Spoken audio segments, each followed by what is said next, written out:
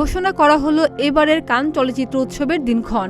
আগামী 13 থেকে 24 মে অনুষ্ঠিত হবে কানের 78তম আসর। এইবারের কান চলচ্চিত্র উৎসবের জুরি বোর্ডের প্রধান হচ্ছেন ফ্রান্সের জনপ্রিয় অভিনেত্রী জুলিয়েট বিনোশ। এর মধ্য দিয়ে কানের ইতিহাসে দ্বিতীয়বার কোনো নারী জুরি প্রধানের দায়িত্ব পালন করবেন। এর আগে পরিচালক গ্রেটা গারউইগ প্রথম নারী হিসেবে জুরির সভাপতি আসনে বসেন।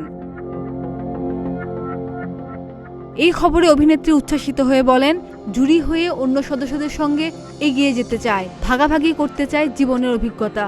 এ সময় তিনি কান উৎসবে প্রথম অংশগ্রহণের স্মৃতি তুলে ধরেন। তার কাছে এভাবে ফেরা যেন অকল্পনীয়। যুক্তরাষ্ট্রভিত্তিক গণমাধ্যমকে এই অভিনেত্রী বলেন, তখন 1985 সাল। সেই সময়ে ক্যারিয়ার নিয়ে এক ধরনের উদ্দীপনা ও অনিশ্চয়তার মধ্য দিয়ে যাচ্ছি। 40 বছর আগের ঘটনা। সেই প্রথম তরুণ অভিনেত্রী হিসেবে কান উৎসবে পা রাখি। জীবনে কল্পনাও করিনি 40 বছর পর উৎসবে এই সম্মানের জায়গায় বসব। এই সময় বিশেষ এই দায়িত্বের জন্য কৃতজ্ঞতা প্রকাশ করেন অভিনেত্রী। 1983 সালে লিভার্ট বেল সিনেমা দিয়ে ক্যারিয়ার শুরু করেন বিনোশ। 2 বছর পরই রদেভো সিনেমায় প্রধান চরিত্রে অভিনয় করেন তিনি। এই সিনেমাটি কান উৎসবে স্বর্ণপাম পুরস্কারের জন্য প্রতিযোগিতা করে। সেই সুবাদে উৎসবে অংশ নেওয়ার আমন্ত্রণ পান বিনোশ। সেই প্রথম কানের লাল গালিচায় হাঁটা। আর এইবার সে একই লাল গালিচায় হাঁটবেন তিনি, তবে পুরস্কারের জন্য নয়, জুরি প্রধান হয়ে।